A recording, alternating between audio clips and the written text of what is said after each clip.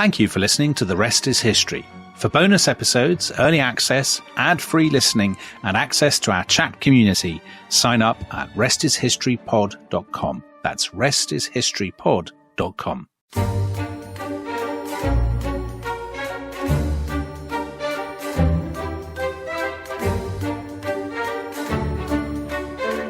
Hello, welcome to The Rest is History.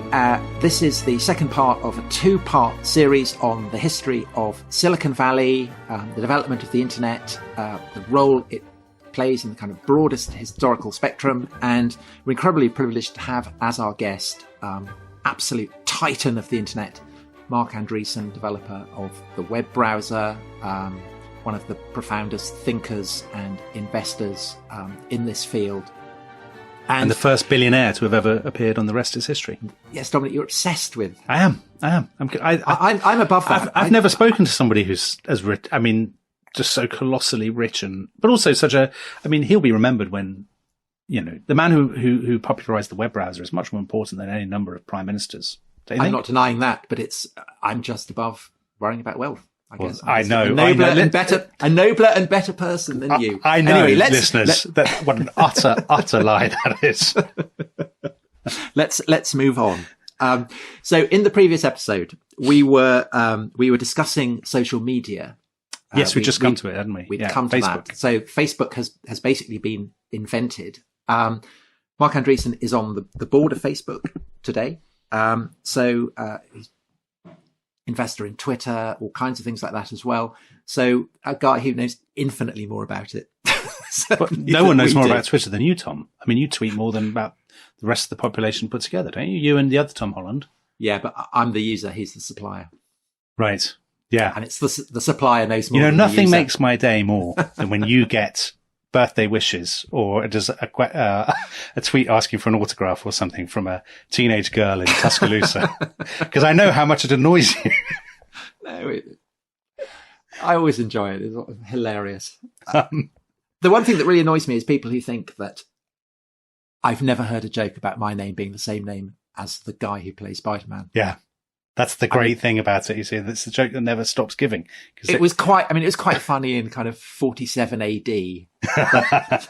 Right. We've got Marc Andreessen, or we had Marc Andreessen rather. We spoke to him, and we should bring him on, shouldn't we? We should just stop wittering to each other. We started by asking Marc about what I see as a tension at the heart of social media. So on the one hand, social media is supposed to be a great collective endeavor, bringing people together and uniting people across the world. This is part of Facebook's entire ethos, of course. But at the same time, it's something that you do on your own. And there's always a tendency to kind of retreat, as I see it, into silos or bubbles of like-minded people and to kind of screen out the rest of the world. So we asked him about that and whether he thinks that social media really does bring the world together. Well, so, let's take on the sort of filter bubble or the silo thing right up front. And I know you guys, I listened to your Coffee House podcast last night, and you guys talked about this a little bit. But, there has been this criticism of the internet kind of the whole time. And I think by the way, there is some truth to it, right? And the criticism is this kind of they call the filter bubble criticism, which basically is the internet lets you, good news, bad news. The internet lets you find people who are exactly like you, right? So whatever thing you're into, whatever, hobby you have, whatever interest you have, whatever politics you have, whatever religion you have, it doesn't matter, up until the internet, if you did not grow up around people who shared that interest, you didn't have anybody to talk to who shared that interest. And with the internet, all of a sudden, you can go find people who just happen to correspond exactly to your preconceptions. And that can be a really wonderful thing. And that can also be, the argument goes, a really terrible thing, right? Because it echo chambers, reinforces, maybe this sort of cult-like behavior, that you do see. I think there's a truth to that, but I think there's also another truth, and the research on filter bubbles actually has demonstrated this other truth. The other truth is the internet also makes it much more likely you're going to encounter people who disagree, right? So, a lot of people in real life, as we say, IRL, in real life, a lot of people in real life, and this is sort of, let's say this is characteristic, for example, of a lot of highly educated people. Right. A lot of highly educated people grow up in these college towns, right? And their parents are college professors or something, or professionals of some kind. And they grow up in these sort of relatively kind of insulated environments where everybody around them is highly educated and, kind of middle class, upper middle class, and often from, a relatively narrow, kind of selection of nationalities or ethnic groups. And, and they basically in real life, they're only talking to people who are like themselves. And then, and by the way, the same thing's true of rural America. The same thing's true of urban America, right? It's the same thing's true of, lots of places around the world. People grow up in these kind of real world filter bubbles. And then you go on the internet and it's like you get slammed into this kaleidoscope of lots of people who believe lots of other things, right? And so all of a sudden, for the first time, like you can't retreat anymore. Like you actually can't retreat. It's the opposite, right? You're getting kind of shoved into this much more, cacophonous, should I say, diverse, fragmented, superheated, tons of arguments. Why do people get sucked into arguing online, right? There's a famous cartoon, which is, sorry, honey, I can't come to bed right now. Somebody is wrong on the internet. Right? Like, why do people get sucked into arguing online, right? Which has become kind of the global hobby. It's because like there are people, you just are slammed into people who really don't agree with you. And so I think that is the other side of it. So on the coffee shop analogy, the development of the printing press, the growth of literacy, the ability of people to read stuff that previously they hadn't been able to read. People then are able to kind of find people like them, but also they're able to find things that they really disagree with. And it has a transformative effect on the fabric and the culture of 17th, 18th century life. Do you think that the internet is having a kind of analogous effect, that it's amplifying the way in which people both agree and disagree with one another in ways that is kind of having a direct impact on politics in the US, Europe, whatever? Yeah, and in fact, I think I would. And again, it took me a long time to come to grips with this, both because it's complicated and also because as a Midwesterner, it's hard for me to talk too dramatically about work I'm involved in. But I think it's hard to argue any other thesis than what you just stated. And I take it a step further, which is I think the internet brings a level of intensity to consuming information, to communicating with other people, to having arguments, to being a part of a movement, to being a part of a scene, to feeling like you're a part of history, to feeling, like you're, fully connected to the kind of the flow of politics and to cultural and social changes. The level of intensity the internet provides, it seems to me, is just way beyond anything previous, right? Like, you just like the rush of what happens when you get wrapped into these things online is just so far beyond the experience that, it's so striking, right? To kind of think about the history of, can you, I don't know if you guys can you visualize what it would have been like to be part of the first generation that learned how to read, and then, had access to a book, right? And, and obviously people got like very enthusiastic about the Bible, right? Like, they went off on, wars and like all this stuff to follow. And so clearly they had this, very high level of animating passion, but like, in our time, right, it's hard to imagine anybody getting that fired up about a book. But boy, are they getting fired up online. I think it's right. I'll stop. But sorry if I can jump in, Mark. But to go back to combine the point you just made with Tom's previous point about the printing press. So in the first sort of decades after the invention of the printing press, you have this explosion of print culture and colossal consequences. I mean, the Protestant Reformation and so on. So the new technology goes hand in hand with an intensity that then drives political change. Do you think that the intense politics of the last, let's say, 10, 15 years, so in America, the obvious example is the rise and fall of Donald Trump. I mean, that wouldn't have been possible without the internet, without social media, right? I mean, he used Twitter to communicate and his opponents used social media to kind of whip themselves into a frenzy of outrage at every new thing that he did. I mean, so the internet, it's not just that it creates a particular kind of politics, a very sort of assertive, maybe aggressive, strident politics, doesn't it? Well, so I sort of half agree. And the reason I half agree, of course, is because Trump is far from the first populist, right? Right. Agreed. Right. Yeah. Right. Because before Trump, you had, when I was younger, Ross Perot like almost won the presidency, right? He was a very Trump-like figure. Before that, obviously, you had, Huey Long, right? William Jennings Bryan. And then of course, talking about populists, right? You had, your Hitlers and your Mussolinis, right? It's everybody's like, oh my God, the internet's responsible for the rise of fascism, right? And in the modern world, and it's like, well, we actually had fascism like 70, 80 years ago. That Hitler fellow, say what you will, like he didn't have access to the internet. So, somehow he figured out a way to do it with, But he's always on the internet now, isn't he? He's always on the internet. God, you guys know Godwin's law. There's actually a law of the internet that is, yes, every discussion inevitably becomes a discussion about Hitler. So it's like, basically, it's like there is no, like, in a sense, there's nothing new, kind of about the politics of our era. And I would even say that in maybe a sort of a disappointing way, which is, it feels, at least to me, like we're kind of rehashing, kind of old and settled, debates and arguments from, whether 30 years ago or 70 years ago or 100 years ago. And so therefore establishing causation is hard. And so I guess the way I would put it is, like, I don't know that the internet, I don't think the internet, for sure, the internet didn't cause populism. Or, by the way, the same thing, like the resurgence of this, kind of more, let's say, primal kind of leftism, at the same time, which is sort of, you can kind of see in both, kind of wokeness on the one hand, but also kind of this re-rise of socialism, on the other hand, right? So the corresponding kind of, thing is happening on the left. But again, it's like, identity politics are not new with the internet. They were a big deal in the 1960s, pre the internet. And of course, ethnic and racial division is not new. It's very old. And then, socialism is not new, right? And, again, the socialism, the Russian Revolution, happened on the basis of like the mimeograph machine. And, in-person organizing. So, do these technologies create these things? I don't think so. On the other hand, I think there's at least my model is basically the technology of the time it's the conduit for these things. And then it's, you might say the amplifier, or, the organizing, kind of agent.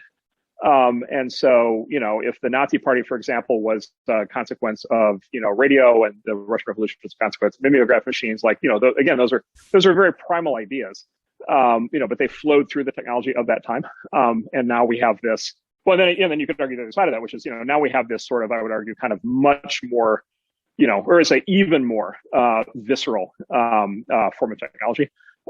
That's even more present in people's lives, that's even more powerful than the ones that came before. And so maybe it's old ideas, but being expressed in new ways and leading to different consequences. By the way, let me add one other theory, right?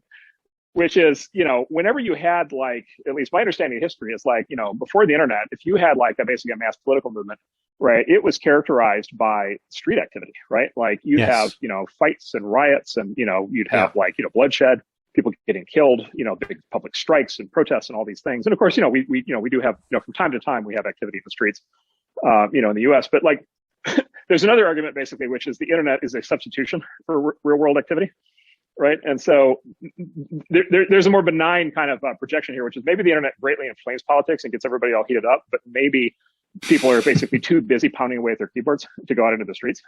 Yeah. Though, of course, something like the Arab Spring, I mean, that's a good example of something where the internet did get people out in the streets, didn't it? I mean, yeah, that's right. And in fact, one of the things that repressive political regimes learned from the Arab Spring, and which they grapple with today when these things happen, which is, okay, what happens when there's like mass political movement online and where you even have real world protests being organized online? If you're a repressive political regime, the very first thing you think of is, I'm going to shut off that internet, right? I'm going to kill the switch. And of course, that is the guaranteed way now to get everybody in the street.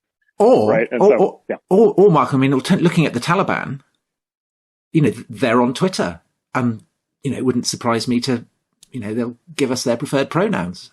It's just, they're on Twitter, whereas Donald Trump isn't. And in a sense, perhaps, the go-getting, totalitarian, you get on social media and you kind of, you manicure your message, right? You manicure the message. You could, yeah. I mean, I saw a meme the other day. Is the Taliban would like you to know that their preferred pronouns are he, him. Right. I don't think there's much doubt about that. So that the internet could be. Then there's this other question, right, which flows from what you just said, which is basically, to what extent is the internet actually yes, the internet may, to some extent drive division and so forth, but maybe the sort of broader impact of the internet is that it's a giant assimilation machine, right? And it's a giant assimilation machine into Western culture broadly defined. Right. And it's the Joseph Henrich, weird, kind of weird, kind of concept, which is, maybe the internet, and again, this is sort of like, if you were a traditionalist, you would basically say the internet basically, basically, if you're a traditionalist, you'd say modern media and modern culture for the last, decades and centuries has always, has been ripping people out of their historical cultures, for a long time now. But the internet will complete that process. Like the internet is just going to rip every kid out of whatever the local culture is. Well, that's right. That you mentioned wokeness. Wokeness is we often have a little segue into discussions of wokeness in this podcast.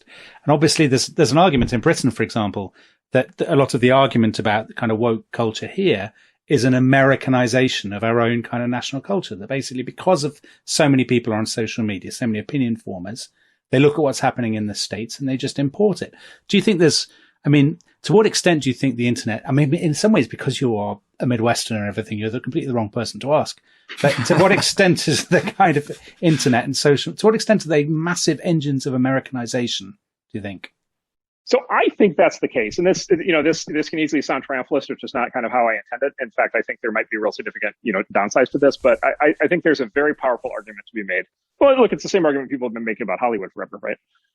Which is sort of, Clint Eastwood, there's an argument used to be made about Hollywood, which is, Clint Eastwood kind of defined a sort of image of masculinity that went global, right? And so you've got kids, all over the world in the 1960s, 1970s who were like, aha, that's what I want to be like, right? And so, this is an older idea, but yeah, the internet, again, it's so visceral. It pulls you in like so dramatically. It's such an intense experience. There's a language component to it, right? Which is, the internet is overwhelmingly English language. And so it must be entrenching the status of English as the global lingua franca, do you think? Yeah, absolutely. And by the way, I'll just tell you, here's a phenomenon we now routinely see, which we didn't see before. So the newly arrived entrepreneurs, the global entrepreneurs coming from all over the world to come to Silicon Valley that are in their early 20s now, they show up here. They don't have accents. They speak completely fluent American English. And I always ask, like, how did you get so good at English? And it's like, well, they said, and they look at me like I'm puzzled, and they're like, YouTube, right? Like, yeah. Right. And so, so there's a language component. Obviously, language itself is a culture carrier, as the French will tell you. And then there's just all of the other components that go. There's the really fundamental things, which is just like, the basic idea of uncontrolled flow of information, right? Is something that comes with the internet that, that people are, freak out about all the time. But like that, of course, is a very Western, kind of thing. And, it's very specifically like, an American thing with freedom of speech as a sort of a primary thing. And then, there's, just all of the attitudes.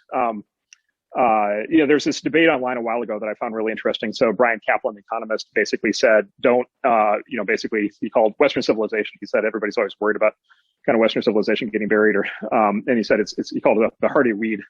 And he basically made this argument that Western civilization is kind of going to spread and eat everything. And then Scott Alexander basically argued it's not Western civilization, it's universal civilization, because it's Western civilization, but incorporating all of the best elements of everybody else's culture, right? And so just as an example, Japanese anime has gone global on the internet, right? And it's sort of like Korean Japanese anime has been kind of embraced into kind of the Western conception of entertainment and media in a way that it wasn't before the internet. And so Scott would say it's going to be everybody's culture kind of munched together. The positive view is it's going to be everybody's culture kind of munched together, including the best of everybody's culture.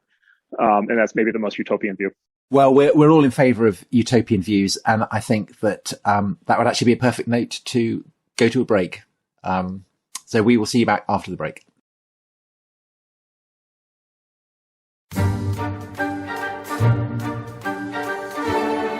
Hello, welcome back to The Rest is History. We are talking the internet as one of the great revolutionary forces in world history, and we are with Marc Andreessen, who, Mark, you wrote a famous essay, how software is eating the world.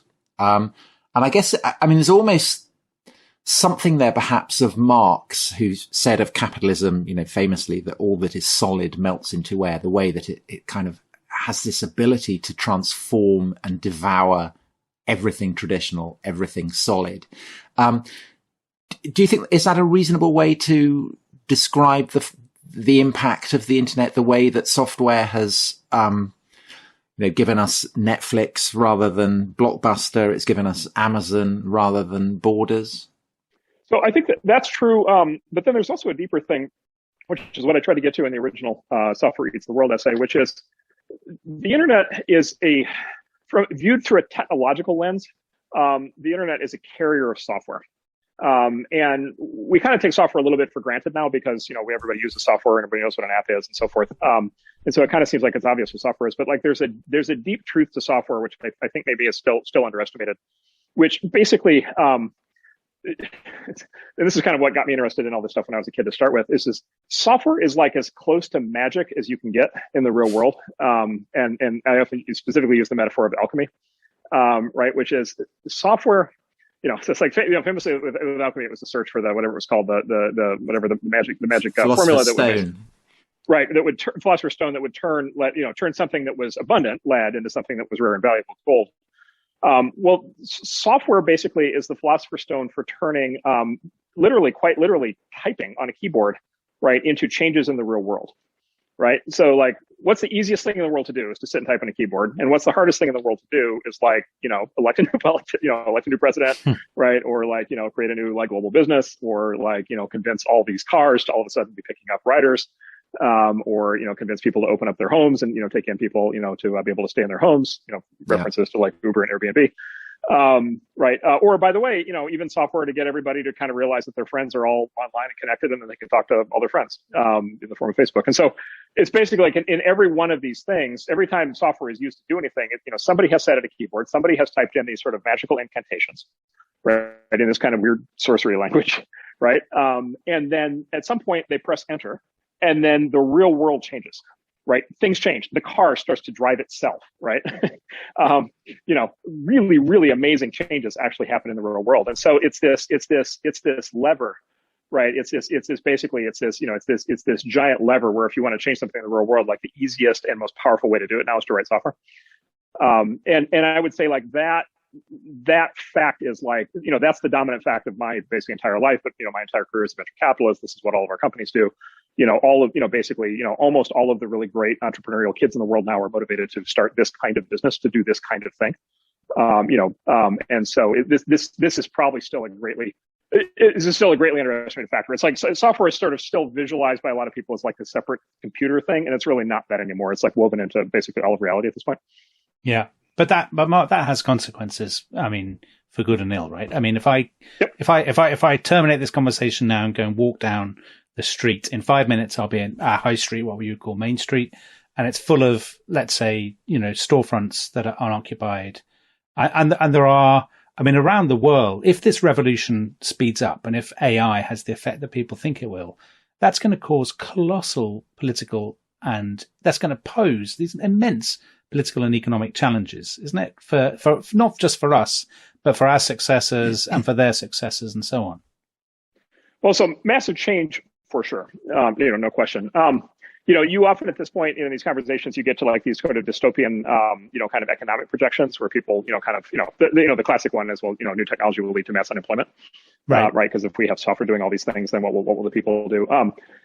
If you put your economist hat on, you basically say that's not what happens, right? And the reason that's not what happens, the technology never leads to mass unemployment, and the reason, of course, is because what technology represents is an increase in productivity, right? In economic terms, right? The technology is a way to do more with less. Yeah. When you do more with less, you increase societal wealth, right? As you increase societal wealth, you actually increase consumer demand. You increase consumer spending power, right? You quite literally create new demand. You create new, ability for people to be able to pay for and afford things, and then new industries, new fields, new activities get created that ends up soaking up all the labor. Right? Do you think the experience of the pandemic has been an illustration of that the economic devastation has been much less than people thought it would be? Yeah, well, there were two parts. So there were two parts to this that's so striking. And so basically, so two things. So one is, basically from like 2010 to 2019, at least the American press was absolutely full of, I would say, outright Luddite, theories. It was all this. It was this just nonstop drumbeat of like the internet's going to destroy all the jobs and robots are going to, whatever, and nobody's going to have anything to do, and it's going to be this dystopian thing. And then basically what happened was up to January 2020, when COVID first appeared. In January 2020, the American economy, right after 250 years of like furiously, onrushing technological change, including the full impact of the internet and software and all the stuff that was happening up until January 2020, right, resulted in the best consumer economy and the best employment economy in the history of the United States, right? So in January of 2020, unemployment in the U.S. was at all-time lows. Unemployment among the lowest skilled and educated in the U.S. was at all-time lows. Incomes were at all-time highs. Job growth, wages actually were rising. As of January 2020, wages were rising faster for lower income people than they were for higher income people, right? So you were actually starting to get a reinvigoration of wage growth, right? Which is what you get when you get a productivity boom. And so it was quite literally like the best economy we've had in maybe forever. In January 2020, it was great. And then of course, COVID arrives, right? And exactly to your point, like I was like, like a lot of people, I just got totally freaked out by COVID early on. And in part was like, oh my God, we're going to voluntarily, we're going to take basically the best economy we've ever had, that, by the way, completely disproves all these Luddite theories. And we're going to kill it. Like, we're going to voluntarily kill it. Because we're going to shut it down, because we're going to go into these lockdowns, and we're going to, and basically, right, from an economic standpoint, the lockdowns, basically, it's a simultaneous killing of the demand side of the economy, because you're telling people they have to stay home and they can't spend money. And it's a killing of the supply side of the economy, which is you're shutting down all the factories, right, all the production capabilities. And so I was like, basically, oh my God, like Great Depression 2.0, like, this is going to be a real problem. To your point, it turned out, right, well, part of what happened, obviously, was just like mass government subsidies, a huge, printing of trillions of dollars and all these new social benefits. Basically, we've been piloting UBI, at least in the US. But yeah, look, part of what happened was basically all of these online forms of activity basically got shoved forward by, I think as much as a decade. Right. And so all of a sudden you have this massive share shift, from, offline, from retail stores that could not be open. All of a sudden, e-commerce, you have this massive share shift from schools to online, kind of physical classrooms to online education. You have this massive share shift from commercial office space to, teleconferencing. And yeah, the consequences of the true long-term consequences of this period may have much less to do with the health issues. It may have much more to do with the economic transformation that this has really accelerated. And do you think, let's talk a little about the politics, go back to the politics. So there's always a sense that Silicon Valley and the digital revolution, all these things, I mean, precisely because they are moving the focus away from, factories, organized labor, all those kinds of things, that they are a force for kind of libertarianism and sort of anti-state, tech companies don't want governments interfering with them. They sort of create that sense that you're the agent, you're not, you sitting in front of the screen, you're the master of your own destiny and so on. Do you think that's true? Do you think in the future, as we move more online and as tech plays a bigger and bigger role in our lives, that we will become more libertarian and we will become, in a sense, more, well, I mean, it's a silly way of referring to it, but more right wing in that way? Yeah, so I'll start by saying there's a certain truth to the theory, and that certain truth is, there is a libertarian wing to the tech industry, and there has been for a very long time. In our time, it's been, kind of around, this, my friend Peter Thiel, who's become, kind of one of these great American characters, who's just an absolute genius and is very inspirational for a lot of people, but is sort of famously a libertarian and kind of has a culture that kind of orbits around him, of libertarianism. And so, there is that, there is that component. Just in reality, though, basically, like it's a fringe of the politics of the Valley, at least the American tech industry. Overwhelmingly, the American tech industry is sort of what you just call classic, just progressive liberal. Right. And you can see this, by the way, very clearly in the numbers. You can see this in the voting patterns in the Bay Area, and you can see it in the political donations. Like you take the typical big tech company, or any cluster of people in Silicon Valley, the entrepreneurs would be the same way, or the venture capital firms would be the same way. It's like during the 2016 cycle, it's like, 97% of the money or something went to Hillary Clinton. Right. And 0.0001% went to Donald Trump. And Donald Trump is not on Twitter anymore. Right. Exactly. Well, now Trump was not libertarian, but it is no, for all of the gnashing of the teeth around, the tech industry and Trump, Peter was the only, tech donor, to Donald Trump. Like he was, N of one.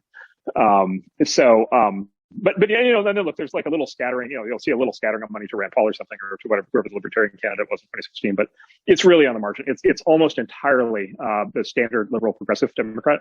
And I think the reason for that, it's a very prosaic explanation, which is kind of almost too boring to talk about, which is just the tech industry is composed of people who are kind of highly educated, they're highly open, and they're very socially progressive, exactly as you'd expect from any sort of elite knowledge industry in the modern era. And they have overwhelmingly the exact politics of their peers in the entertainment industry or in the finance industry or in any of these other sort of knowledge work industries, architects and graphic designers, and it's all the same. So it's overwhelmingly standard leftism. And I don't really see any signs that, if anything, that's intensifying. If anything, the Valley's going further left.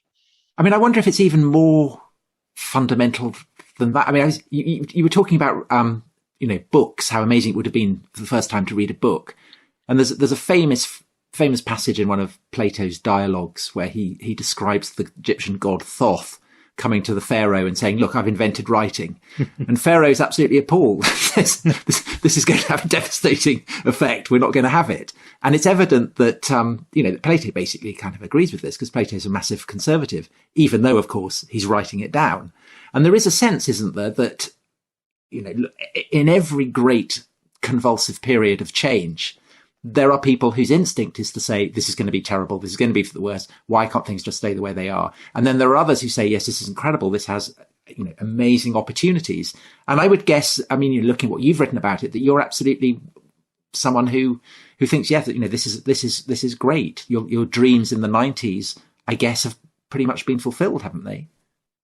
Yeah. So look, I guess I'd say more than anything else, I had this conversation with Andy Grove once years ago, and he's, talking about the impacts of new technology, and he's, to a certain extent, he just kind of waved the topic away. And I was like, I can't believe you're not, I was like, I can't believe you're not more interested in this. Like, you're the chip guy. Like, you must think about the consequences of these. And he basically said, he's like, look, it's like, once new technology arrives, like, it's like, it's like, like sort of writing, or like steel. Like, one day we don't have steel, the next day we have steel. Right. Or by the way, one day we don't have nuclear weapons, the next day we have nuclear weapons. Like, the primary thing that happens is, okay, it's here. Right. Like, to some extent, these debates are actually not useful, or at least he viewed them as not useful, because it's like, it's here. It's not, you're never going backwards. Like, you're never putting the genie back in the bottle. And so, it's just like air. Now you have air. Congratulations. Right. Like, everybody's going to breathe. There's no debate. Like, it's just going to happen. Right. And so, there's an extent to which it's just simply like, this technology, once people figure out, kind of what's possible and they build it, you don't put it back in the bottle. Now, if you're not an engineer, that sounds a little bit insane. It sounds a little bit like engineers kind of think that they're just kind of on autopilot. They should just build whatever they want. They don't bear more responsibility for anything. My big counter argument to that would be, I think engineers have a terrible track record of predicting both the negative and the positive consequences of their new technologies. My favorite example of that was Thomas Edison. Thomas Edison invented the phonograph. And he was completely convinced, as a proper, God-fearing WASP of his generation, he was completely convinced that the killer app for the phonograph was going to be to reinforce, existing religions, because people would finally be able to have their own home libraries of sermons. That would appeal to you, Tom. On wax records. And of course, to him, it was the most natural thing in the world. You'd put in a hard day's work in the factory. You'd come home at night, you'd have dinner, and then you'd put on a sermon, and the family would sit around and listen to the sermon. Right. And so it turns out people didn't want that. It turns out they wanted this, very evil devil music called jazz. Right. Yeah. So, the technologists have I don't know that the technologists have any sort of real track record of predicting consequences. I don't know that the non-technologists have a very good, record of predicting the consequences of new technology. Technology is, by the very nature, it is just a tool. It is, human beings who decide how to use everything. Yeah. Nobody's ever been able to figure out how to put anything back in the box. And then I think, look, with the really big ones, I think you've got good and bad, right? I think you've got the good and bad. I always think about nuclear weapons, right? It's like, nuclear weapons, like, of all the technologies you think maybe we should not have built as a species, maybe nuclear weapons would be that thing. But it's like, maybe, we're 75 years in now, and, we haven't had World War III. Yeah. And, maybe the existence of nuclear weapons, it means that 1 billion people who would have died in a conventional World War III in the 1970s or something, didn't die. And so maybe they've actually kept the peace this whole time. And so, But yeah. On the topic of World War III, could I just ask you about China? Sure. And has China kind of emancipated itself from basically Silicon Valley? Has its control of the internet enabled it to stand clear of that? And is that a threat to the Silicon Valley based internet that we have in the West? Well, I think there's two parts of that. We can talk about either one. So one is just like the actual Chinese tech industry, and to what extent is it able to function kind of independently of the U.S. And then the other question is like that I think you're asking is more around the Great Firewall. Sort of the Chinese ability to kind of harness the internet and restrict its impact. And I suppose also to use the internet to attack the West, because you don't need nuclear weapons if you can use hackers or whatever to kind of disable, I don't know, power stations in the US. I mean, that would be something that tech has made possible in a way that simply wouldn't have been possible kind of 40 years ago. Yeah, that's true. So there is this concept. It's sort of, sometimes hear the term network-centric warfare, kind of, irregular warfare happening online. there is this is something I've talked to people in Washington about. There's so-called, doctrines of war, right? So there's, military planners, right? In any big country have all these theories about basically what counts as a military attack, what counts as an act of war, what retaliations happen. Like if they shoot down one of our jet fighters, what do we do? Right. And at what point does it go from kind of a skirmish to a war and so forth? Leading all the way up to and including, nuclear strikes. As of right now, to my knowledge, there's no doctrine of war for what you might call online warfare, right? And so, the Russians hack this, the Chinese hack that, this, that, the other thing, whatever, IRS records, voting machines, power plants, hospitals, who's behind all these ransomware attacks, where are they being launched from, somebody, trialing those, and so forth and so on. And at least right now, I get the sense that this is a very fuzzy topic. In the sense that, like, it was supposed to say, nobody in DC has been able to answer the question for me of X, Y, and Z happen online, and it therefore results in real world military retaliation. Like that, that doctrine literally doesn't exist. Now, I would bucket this in with just this more general concept of irregular warfare, which is basically, right, sort of non-traditional warfare, aimed at basically, so in the old days, it would have been like, sabotage, right, as an example. Now, the optimist in me basically says, if we're arguing about irregular warfare, we're in pretty good shape, right? Because you'd much rather sit around and worry about irregular warfare than regular warfare. So I think probably this means we're doing okay. Okay, fair enough. But what here's a question, a slightly odd question. So obviously in this podcast, most of the time we look backwards, and I'm sort of conscious that most of the things that we use this new technology for are things that we kind of predicted we'd use it for back in the 1980s. So, you buy things from your computer screen, you talk to your friends, you exchange ideas, you read the newspaper online. I mean, people were saying we would do that one day, in 1975 or 1980. What's coming though? I mean, what's next that we haven't foreseen or that people like me and Tom, who don't know anything about technology, haven't foreseen? Where do you think we're going with this? Yeah, so the thing that just keeps surprising me over and over again, and this is where I'm trying to spend a lot of time trying to figure this out right now, in our day job, it's the internet as an enabler and a catalyst for movements, right? Like social movements, right? And I would go so far as to say probably the right term is cults. Right. And we talked about this a little bit with the politics conversation that we talked, but I would just say more in general, you just see it's just that the things I've just been shocked by routinely. I forget if the press is much over there, but this whole thing with GameStop, and this big stock market kind of thing that happened like 6 months ago, where basically this basically crew of like random people on Reddit got together and basically just creamed the living hell out of these hedge funds.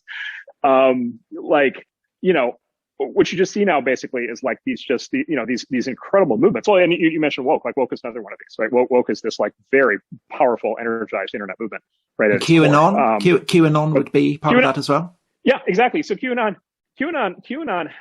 So there's been this concept in the gaming industry for many years called the augmented reality game, ARG. And it's this idea that you'll have games that basically play out in a hybrid of like basically of a virtual environment, but also in the real world. And there have been these like ARGs over the years that people have built where it's like, basically it's like, there's this one game where you basically get to be a spy and like, you get a call at your desk at 3 p.m. and you have to go, pick up, whatever the secret package is, this, is that, take, this and that. And then there's, secret emails you have to decrypt and so forth. And so they try to kind of immerse you in this kind of fantasy, kind of half virtual, half real kind of fantasy. So the ARGs never went mainstream. Like that, nobody ever was able to figure out the formula, to actually have these things take as compared to just a video game. In technical terms, QAnon is the first, mass ARG. Right. Like somebody's running this thing. And there are theories now as to who it is, but like somebody's running this thing, and it, quite literally, to your point, like it's an online phenomenon that then literally like, jumped out, and now you see it present at every, basically at there's certain kinds of political rallies and so forth where you're in certain places in the country where it's very prominent. And so, that's a great example. And I think it's, it's this, I mean, if you wanted to get kind of really kind of say pseudo profound, look, you could kind of say, look, kind of modern, Western culture, capitalism, so forth, right? The standard critique is it kind of, atomized, eliminated a lot of the historical connections that people feel to kind of family or tribe, right, or society or culture. And it may be that people have been basically looking for meaning. Traditional religion has been collapsing, and so there's this meaning void in people's lives. And like, if you want meaning, you can almost certainly find it somewhere online. Yeah, I mean, I don't think that's pseudo profound at all. I think that's exactly what's happening. That people find community, cohesion, a sense of purpose, a sense of who's on your side, who you need to hate. I mean, they get all that online, don't they? Yeah, I think so. I think increasingly that's the case. We're actually seeing it in business. Like, I would say that, like, I'll just give you an example. Cryptocurrency, Bitcoin. I say Bitcoin is a movement, right? And there's just like this. Well, I'll just give you an example. Like, there's this attempt recently. Washington's trying to figure out what to do with all this stuff all the time. So they attach this Bitcoin basically legislation to this whatever this big infrastructure package they're doing. And there was this mass uprising of all of the Bitcoin aficionados, right, in the U.S. who were like, wait a minute, like, you can't do that. Like, this is our thing. You can't take it away. Or Tesla, I think, is another one of these stories, right? Where is like, is Tesla a car company, or is it a global, sort of science, movement, to save the planet? Where, the way that you participate in the movement is you follow Elon Musk, you hang on his every word, and you proselytize his gospel. And then, by the way, you buy the car and you buy the stock. And Tesla, I don't know if this is still the case, but there was a point not that long ago when Tesla's stock was worth more than every other global car company combined. Right. Yeah. And like, why would that be? Well, maybe it's because Tesla's going to just like be the best, car company of all time, which is certainly possible. But maybe it's just because like people aren't just buying its stock because they like the financials of the company. Maybe it's part of being the movement. And by the way, maybe that becomes a self-fulfilling prophecy, right? Maybe the fact that Elon has such a movement, there's no movement behind Ford, right? There used to be, like 100 years ago, Henry Ford was the leader of a movement, but like Ford Motor Company today, there's no movement. In Toyota, there's no movement, but Tesla, there's a movement. So right? Apple remains a kind of movement. I was about to say Apple, or Coca-Cola, or Levi's, or McDonald's, especially in the the Eastern Bloc or something. I mean, they were signifiers of political meaning and stuff. Yeah, but Apple, I mean, it almost died in the 90s, didn't it? And then it kind of. It like a kind of expanding empire. It recovered and annexed music and film and TV and phones and everything. And I mean, I would say that's the kind of the classic example, and that's why is it still the largest company in the world? I mean, seems to be. Yeah, I mean, it is. And by the way, the guy, Steve came down from the mountain with a tablet. Yeah, he did. Well, I think that's probably and the tablet will tell you exactly what to believe. Yeah, buy another Apple product is generally what it's saying. Exactly. Mark, I think that's the perfect note on which to end. Can't thank you enough for this. Fantastic. It's been a blast, and thank it's you very kind much, of Mark. As Dominic says, normally we spend the time looking backwards, but it's been very energizing to look forwards as well. So the rest is the future. Thank you, guys. Thanks very much. Thank you, Mark. Thank you very much. Thanks everyone for listening. Okay. Bye-bye.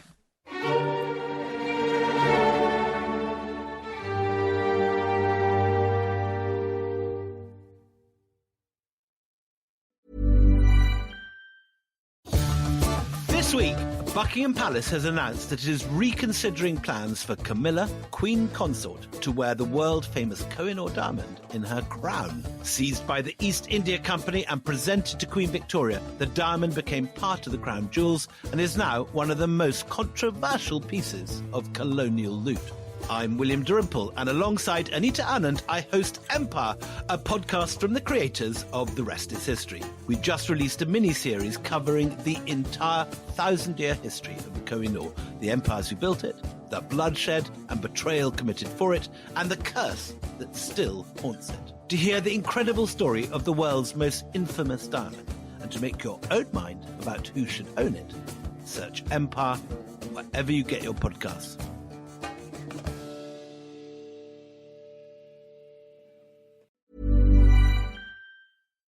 Thanks for listening to The Rest is History. For bonus episodes, early access, ad-free listening, and access to our chat community, please sign up at restishistorypod.com. That's restishistorypod.com.